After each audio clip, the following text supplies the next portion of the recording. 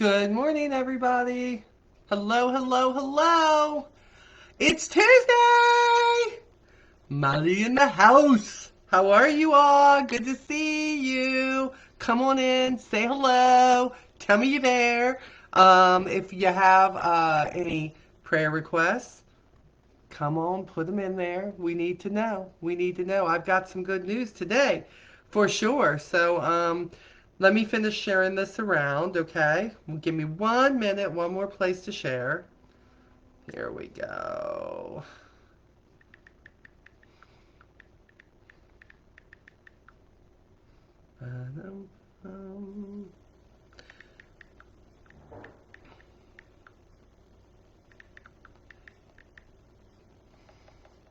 Hi, Stephanie. Good to see you. I'm sorry I'm a little bit late. We had a flash of no electricity for a few minutes today, which kind of threw me off a little bit. But the good thing is it's back because I'm back. Here we go. So yeah, hold on, guys. Just trying to make sure. Here we go. All right, now let me make sure. Here we go. Yep, twice. I will see you tonight too, for sure, my friend. Let me see here. I just want to make sure I don't miss any of the. Sometimes sometimes on my computer screen, sometimes the comments don't show up right. So I got to keep my phone going too. It's crazy. Hi, Quentin. Good to see you. Mwah. So come on in. You could be, look, you're going to be seeing this in all groups. I know I give this explanation all the time, but it's in all my groups. It's in my team groups. It's on my Onward with Molly page.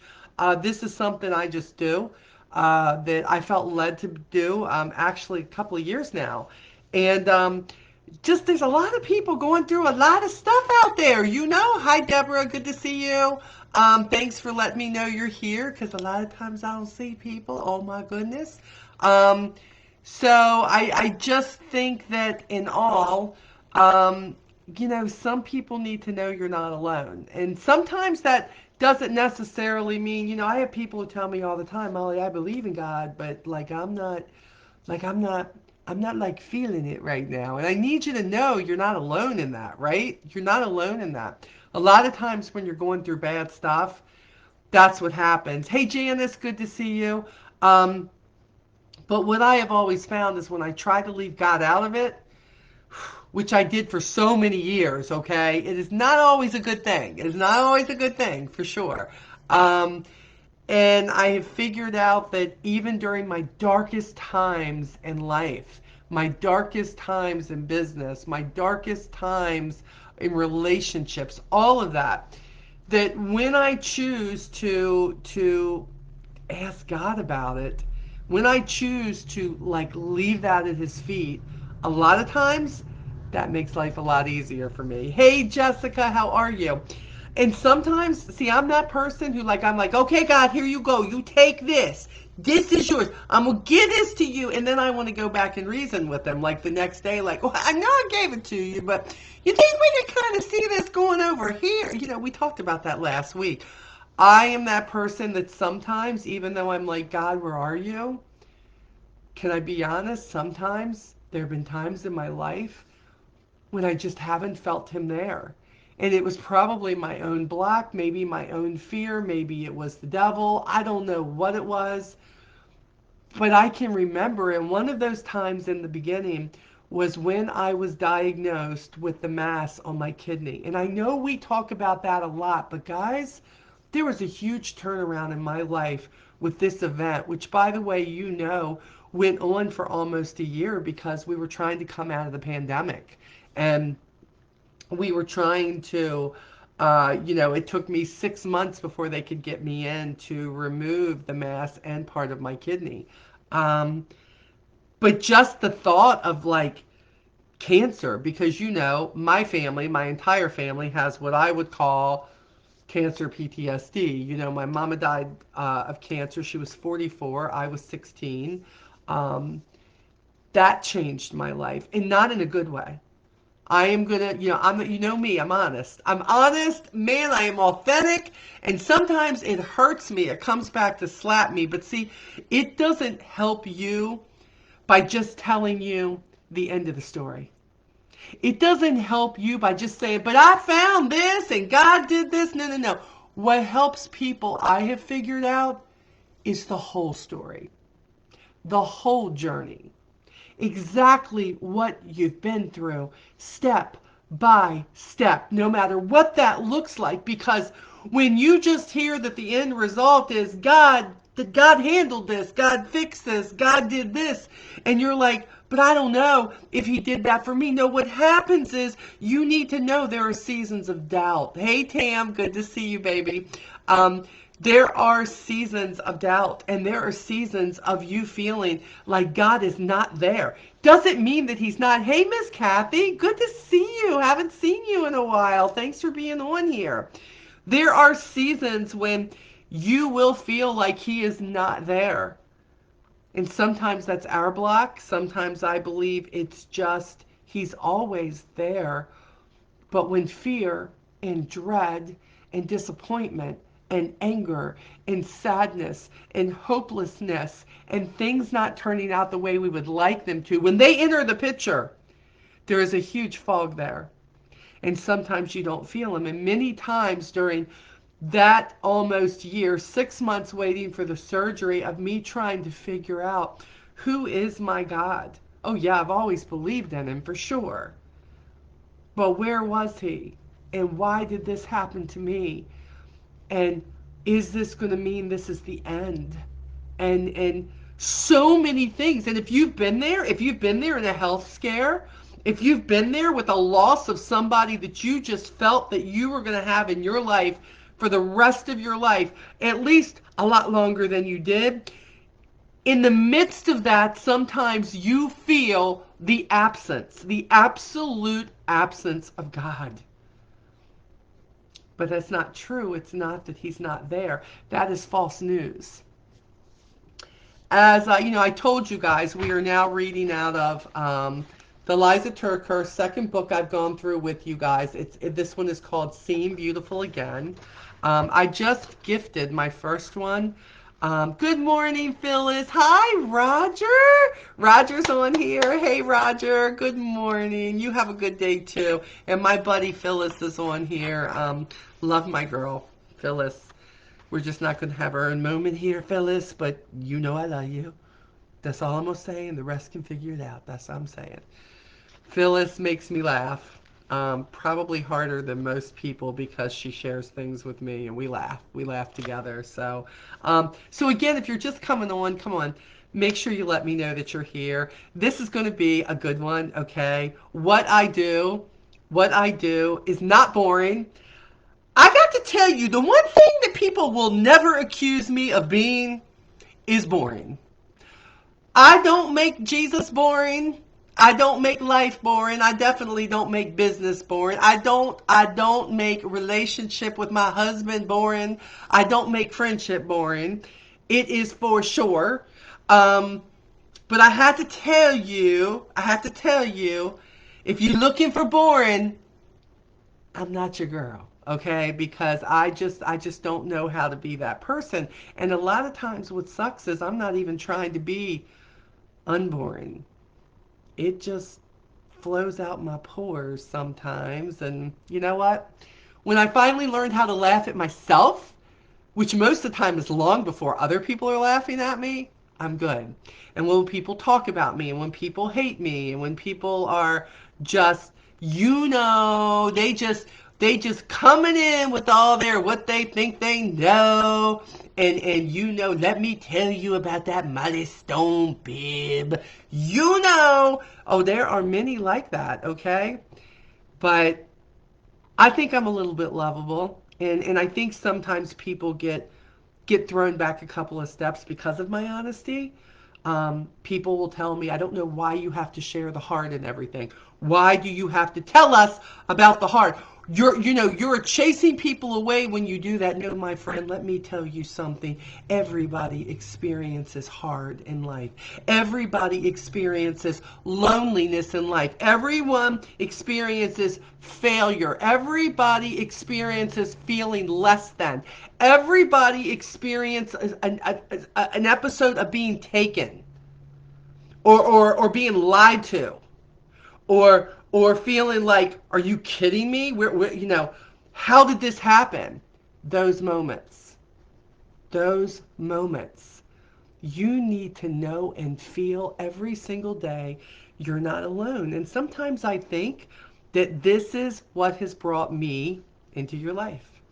This is why, whether you give me 2 minutes or 30 minutes, whether you follow me on social media or you don't, I believe that if I am meant to be there with a message for you, you can scroll all you want to, but I'm always going to keep showing up, okay? Hey, Miss Helen.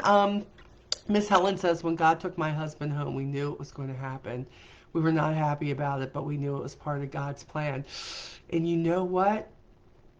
You know what, Helen? I said this last week.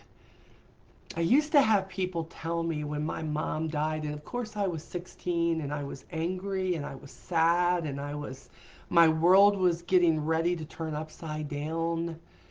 And I remember that people used to come to me and they used to say to me, Molly, you've got to understand this is God's will. Now, when I was 16, I wasn't brave enough because I wasn't raised to come back at adults then, but as I turned into the adult world and I heard that, this is what I was thinking at 16. If you're going to tell me that God's will, that God willed my mom to lay there and die and suffer a couple of months after being diagnosed with an illness, to sit there, a godly woman, thriving in pain, thriving in hurt, leaving her 4, 5-year-old son, leaving her daughter, leaving her husband, leaving her sons.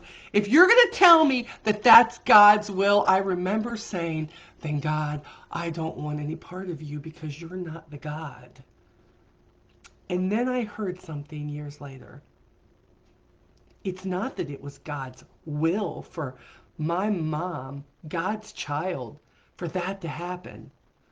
But what God said was, I will take anything, good, bad, indifferent, things that create madness, sadness, mourning. I can take it all and I can use it.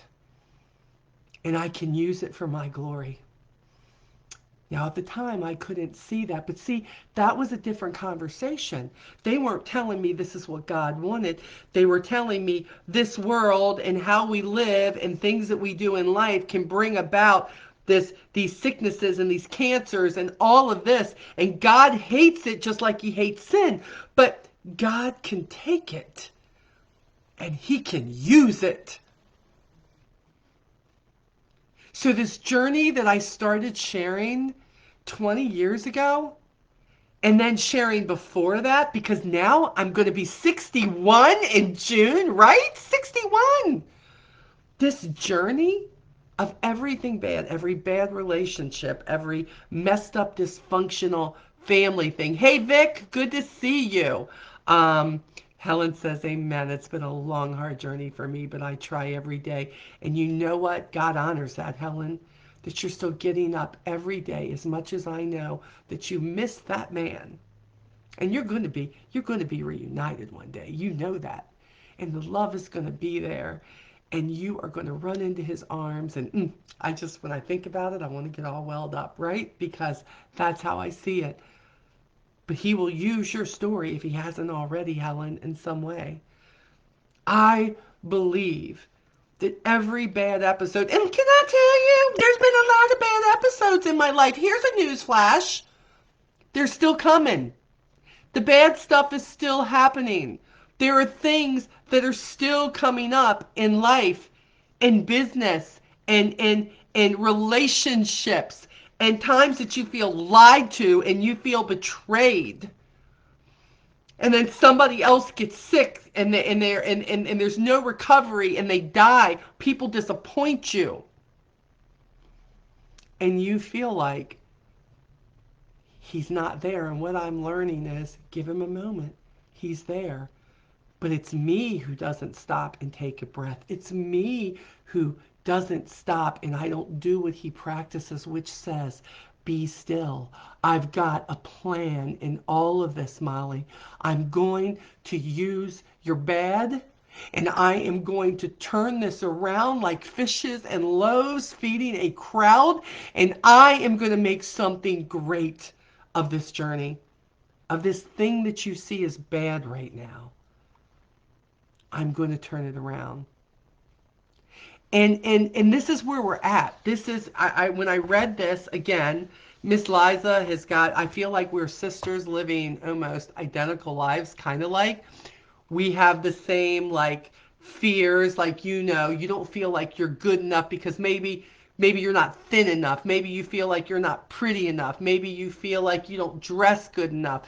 Maybe you feel like you don't get on lives and you don't talk and you're not a good share, whatever it is. I got to tell you, you're still here. There is purpose. There is purpose. But see, I have fallen prey to all of that. Oh, she's prettier than me. Oh, she's classier than me. Oh, she has more money than me. Oh, she's got more experience than me. Oh, she hasn't been divorced. Oh, she hasn't had a bad relationship with her kids. Hey. Not yet, or not that we know about. Because most of the time in social media, you're only seeing snapshots of what people want you to see. It's true. I do try to find the positive in everything. And let me tell you something. People hate me for that. I mean, literally despise me for that. Because here they are over here in negative Lego land, right? And they want to just be negative about everything. And look, it doesn't mean there's not negativity. It doesn't mean there's not stuff that's going on. But what happens is I'm not going to dwell on it. I'm going to use my prepositions in life, and I am going to find a way over it, under it, around it, or how about this? Sometimes nothing else works except to go through it. And God will open the door, and He will bring you the comfort that you need and see you through this one way or another. So this is, you'll see the title of this is called, Is This News or Truth? And here's the scripture. Here's the scripture. This is one of my faves, going to a Christian school all my life. Of course, this is a verse that when I was growing up in church, whatever, we all knew. It was a memorization for sure, a verse that we had. John 14:6. Jesus answered, I am the way, the truth, and the life. No one comes to the Father except through me. So I need you to keep that in mind, and I've got it tagged on this. Listen to this, okay?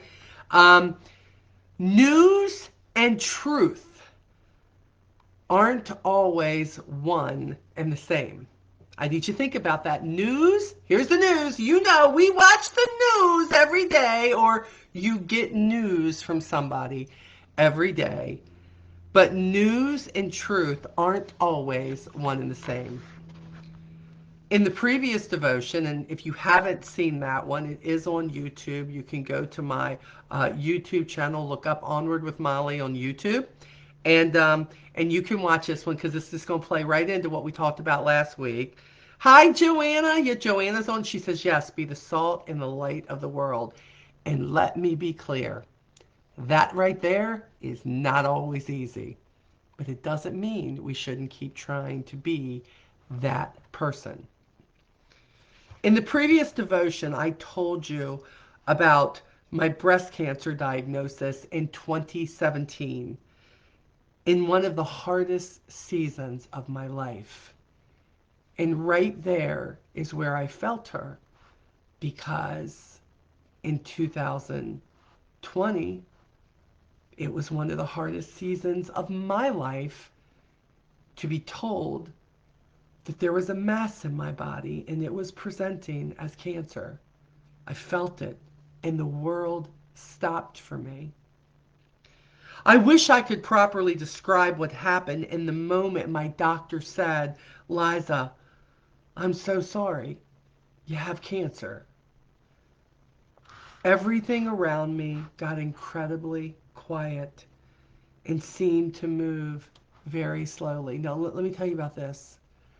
I remember going in for a pain in my side in the emergency room and knowing for sure that I had pulled a muscle and that they were going to send me home with a muscle relaxer. Hey, Carolyn. Good morning, Paula. And I just knew they were going to do that.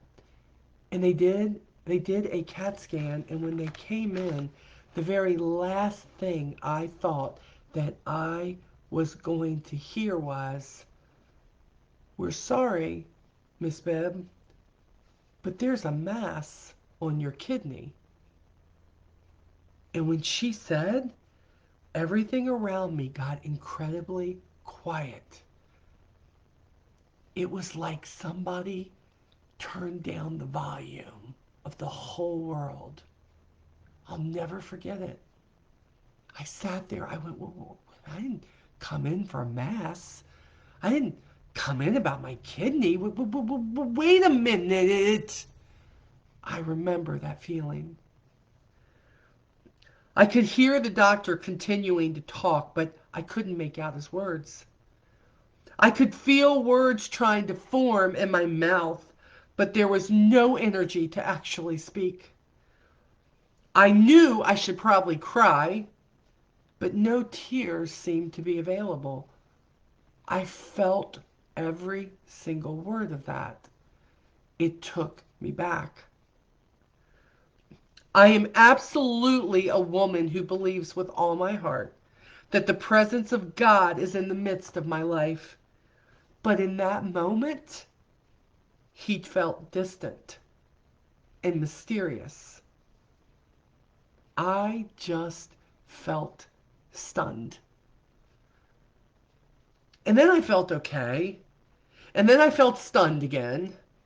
I wanted to hold it together, but then falling apart did seem quite reasonable.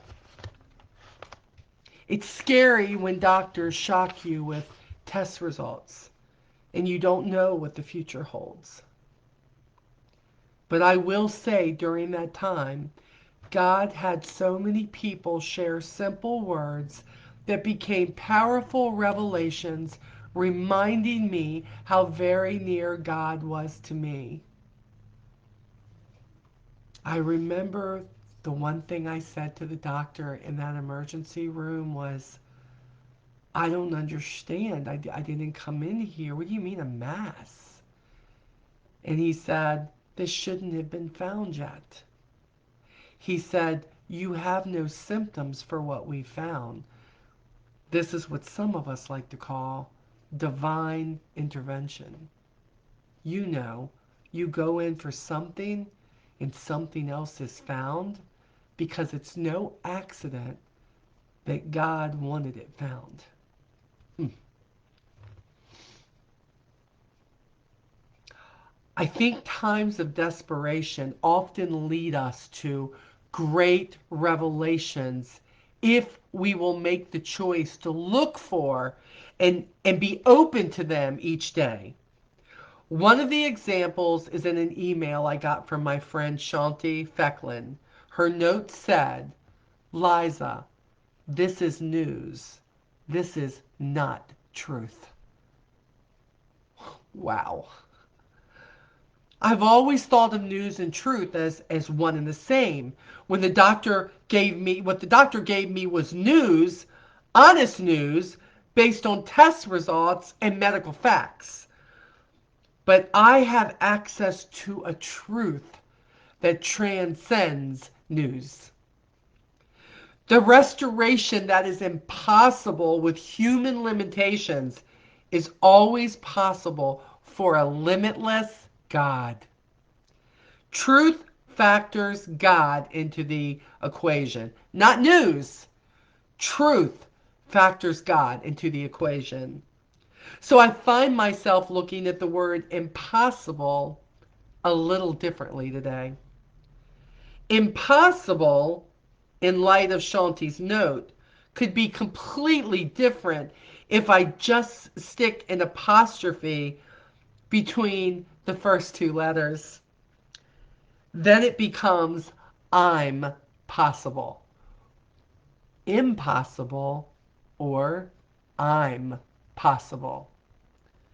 God is the great I am. Therefore, He is my possibility for hope and healing.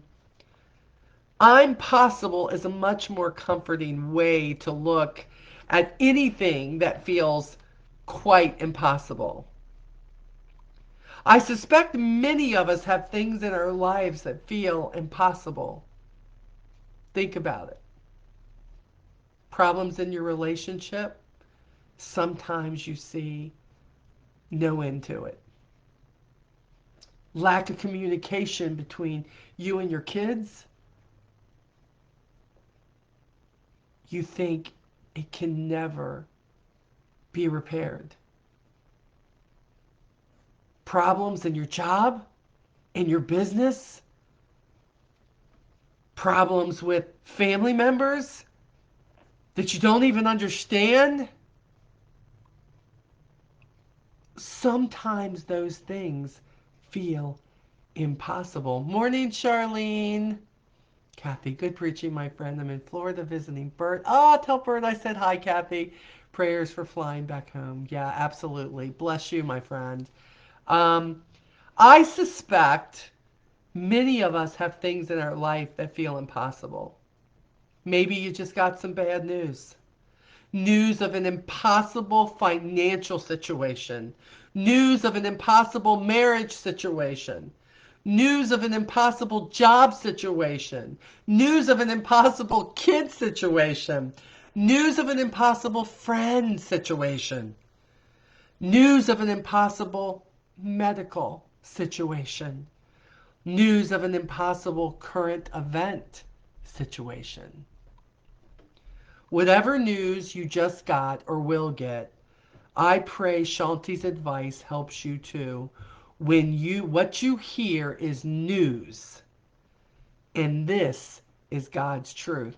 Listen to these straight from the mouth of God. John 14:6. I am the way, the truth, and the life. No one comes to the Father except through me. God says, I am making a way. Psalm 146:6. He is the maker of heaven and earth, the sea, and everything in them. He remains faithful forever. He says, I am forever faithful. Isaiah 41:10. This is one of my faves. So do not fear, for I am with you. Do not be dismayed, for I am your God. I will strengthen you and help you. I will uphold you with my righteous right hand. He says, I am with you. Psalm 73:23. Yet I am always with you. You hold me by my right hand. He says, I got you. I'm holding you. Psalm 32:7. You are my hiding place. I just read this morning. You are my hiding place. You will protect me from trouble and surround me with songs of deliverance. He says, rest in me. I am your hiding place. When you feel like everything is collapsing, when you feel like you don't know what that decision is you should make, when you feel like you are hitting a brick wall, when you feel like you cannot hide from the pains in life, and some days you wonder, how did you even get here?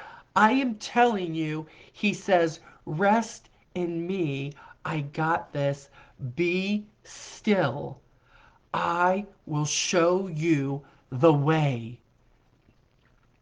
I am the way, the truth, and the life. No one comes to the Father but by me. Do you want rest? Do you want redemption? Do you want to know the path you should take? You got to drop that stuff at the feet of Jesus, and you need to hide in the crook of his arm.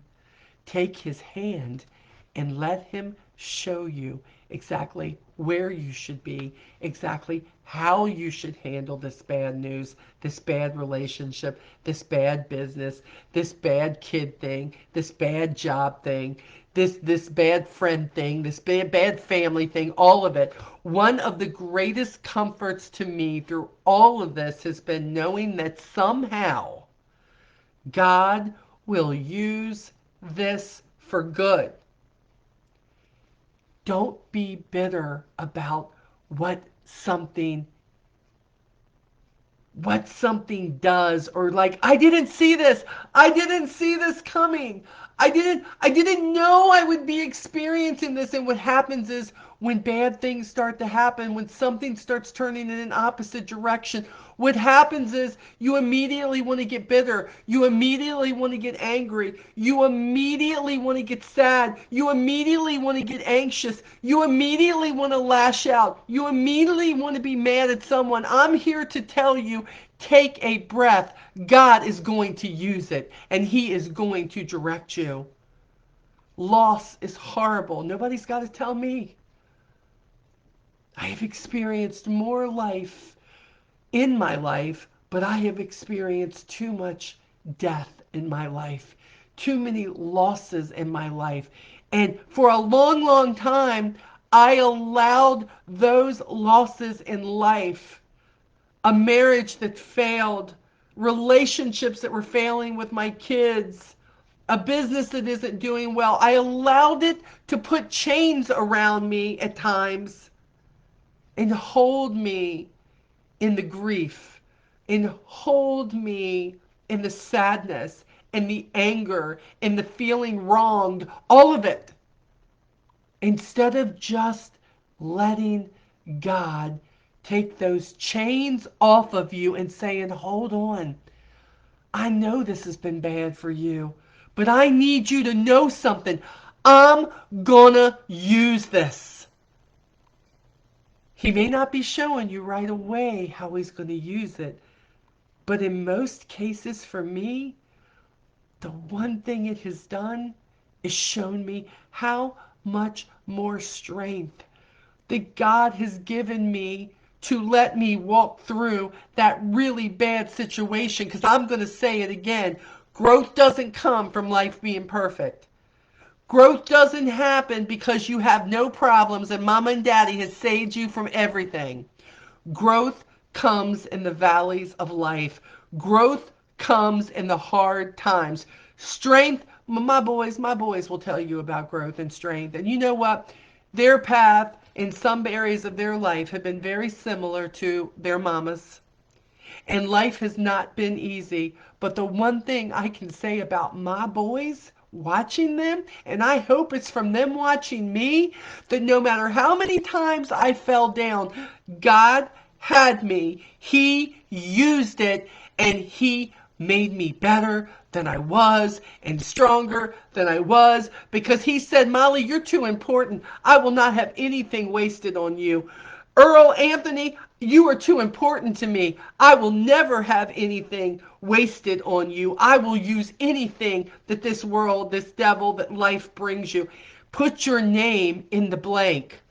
Stephanie, God is going to use anything He brings into your life. Helen, God is going to use any bit of mourning and sadness and hardship that He brings into your life. I need you to know that God does not let, and you know how you normally take something and you throw it in the trash. Oh, I don't need the end. I make dilly boppers. If you haven't had my dilly boppers, shame on you. And it involves cutting tortillas. And those ends, most of the time I will take those ends that don't roll well and I will throw them away, right? But Mr. Bibb, Lee Bibb, will say, you get those ends, you put them in the bowl, because you know what, Molly? There's a little bit of cream cheese, there's a little bit of green pepper, there's a little bit of mushroom, there's a little bit. I will eat those ends. I know they don't look pretty. I know that doesn't look pretty, but don't you dare waste them. You put them in a bowl because I'm going to eat them. God says, I have no trash can. I'm going to use everything you want to forget in your life if you let me. If you let me. Hey, Angie, good to see you, baby. God is going to use it, but if you take it and you hide it and you sit on it and you take it and you unpack it, if you take that bad business decision that you had no choice in, you are here. Can I tell you that if you hide it, if you unpack there, if you don't give it to God, you give him no opportunity to use it, but he doesn't forget that it's there, and he will use it. All those embarrassing stories I've told you about, they were going to repossess my car, that my marriage had failed, that I had problems with my kids, and I didn't handle all of that great. But once I decided to say that was my journey and somehow God's going to use it, let me tell you something. He has used every little bit of it. Every time a family member ditched me, every time somebody had an opinion about me, every time somebody only wanted to see what they wanted to see about me, every time a business partner had something bad to say about me, every time I was in an argument with my husband, past or present, let me tell you something. God will use it, and he will sometimes show you how to be better in all of this. She says, one of the greatest comforts to me through all this has been knowing that somehow God will use this for good and that God will be my possible in the midst of what can sometimes feel so impossible. Of course, I still have those less spiritually secure moments when I feel like I'm sinking in a consuming fear of unknown. I feel her because as much as I want to tell you I get it and I'm doing it right every day, do you know why I'm here every Tuesday? Because I still mess up. Because I still want to hold on to anger about things, that I still want to hold on to betrayal, that I still want to hold on to hurt and just things that are wrong. But how thankful I am for the great I am, the one who will absolutely guide me in his truth and teach me. I'm so sorry for whatever you're going through today that's making you cry tears, making those tears just flow and your heart sink.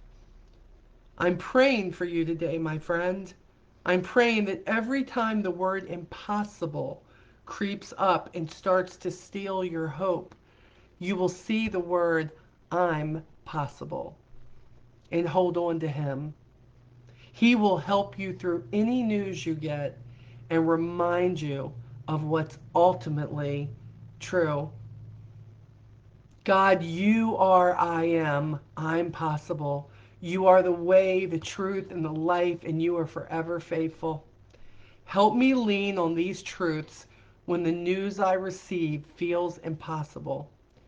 In my home, in my family, in my workplace, in all circumstances, I trust you. I'm not always good at saying that, but what I will tell you is every time I do it, I get closer to not steering away from the fact that God makes all things possible. And by the way, not always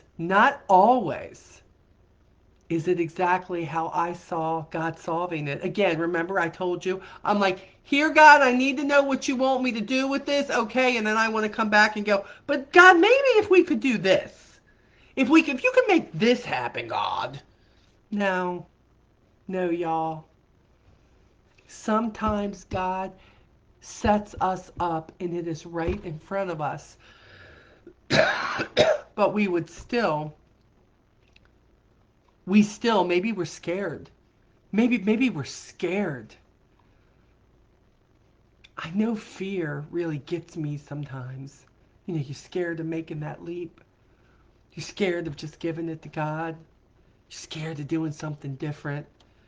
You're scared that if you actually try to talk to your husband about that issue or that problem where you're not talking, where there's a roadblock, that you're going to present yourself as not being strong. or seeing it his way. No, no, sometimes God says maybe what you need to learn is you just need to learn to talk through it. Sometimes exactly what you need between you and your kids, for me, the space needed to be felt. Me without them without me. Was it the most horroring time ever? Oh my goodness. I think back to all those days, all those months that went into a year, 2 years, when I didn't see my kids. The first Christmases they weren't there, the first Thanksgivings. And I felt like they never chose me in those moments. But God was working in me through all of that. And all the bad decisions that I made through rebellion, and after my mom died, I pulled away from every friend I ever had.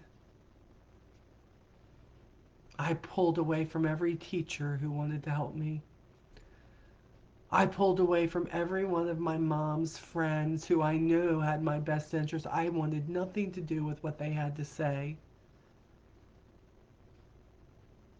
God kept all those people there for me when I was ready to stop unpacking in the morning.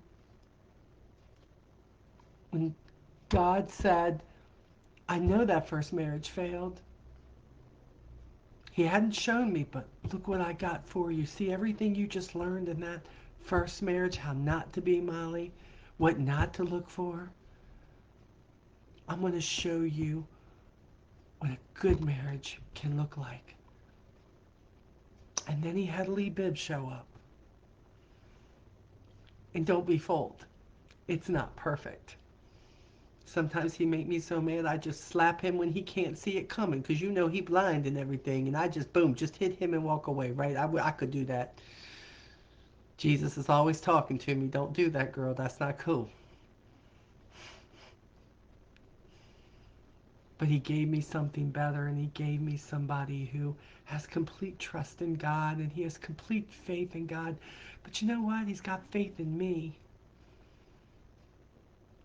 And he walks with me, and God gave me him. But I wouldn't have found him if I was still holding on to the past. I'm not telling you not to mourn your people. There's a part of me that still mourns everybody who's gone from my life. But I know God's going to use it. And I know he's going to make me stronger if I let him. Because remember, he doesn't just do it. Well, Molly, I'm sitting here mourning. I'm sitting here feeling bad about this. I'm sitting here pissed off about this. I'm sitting here that God ain't using anything, because you're not letting go of all that emotional stuff you're feeling. You got to say, God, I need you to bring me through it. But then you got to take all that stuff you're doing and you got to lay it down, y'all. And that's the hardest part of this. Laying it down. Lay it down. Man, life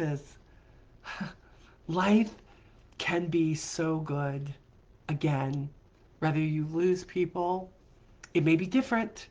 It may be different. It doesn't mean it can't be good again. It doesn't mean that. I have had such amazing people all through my life. You know, some people aren't meant to be in your life forever. Some people come into your life and they make an impression on your life, and then they're like the leaves, they float away. Some people are meant to be in your life the whole time, but I find that there's very few people like that. Sometimes people come back into your life. And it is such a blessing, because when you see how you've grown and how they've grown, or maybe how you're going to help them grow because of what you've been through in your life, you realize, okay, look, I know what I was raised with, and not everything that mom and daddy, God bless their souls, I know they tried to raise me in the best environments, and not all those environments were good. Those environments, I got pissed off at church. I got pissed off at Christians. And what happened for a lot of years is I let a lot of bad churches, a lot of bad pastors, a lot of bad Christians rob me of a good God. And see, I know who God is. Everybody, everybody I came from got caught up in what you wearing and how short your hair is, and are you wearing a suit and tie, and do you have a tattoo, and are you working on Sunday? Don't even get the whole works things. Follow their rules, and I wasn't a good rule keeper at that point. Okay, and really, all he ever says, remember, is love the Lord your God with all your heart, right? And love people. Love people. Show them who Jesus really is, not who the Baptist or the Protestant or the Catholic or who they want them to be, right? That's not who my God is. But life is hard. And what you can go through is so hard at times. But you don't gotta unpack there. You can find joy and happiness again. You're not meant just to coast to the end of this life and then you die. We are meant to make an impact in my life. Oh, I'm not done. I'm gonna keep making impacts. I don't care how bad it can be in business. I don't care how bad life can be, relationships can be. I don't care. I'm gonna learn. I'm gonna grow, and I am gonna make people smile, and I am going to help people because of my journey. That is what I'm meant for. And that is why I have lived all the struggles in my life. And you know what? If you don't like it, you're going to have to talk to God about that because He gave me a big mouth. And that's probably been going on my whole life. I can't even say I inherited. I mean, that's been going on my whole life. Yeah, I think honestly, most anybody who's known me a long time will say that. What I do now though is I do speak the truth. Doesn't mean you're going to like it, but I speak my truth. I do. So hold on. Hold on. You hear me? News is not always the truth. And remember, impossible should never be your word. Break that word up. I'm possible. You are, but you got to be part of the solution, not part of the problem. I love you, and I will see you back here next Tuesday morning, hopefully without the power going out at 11 o'clock sharp instead of a little bit later. Take care, everybody. Have a great rest of your week.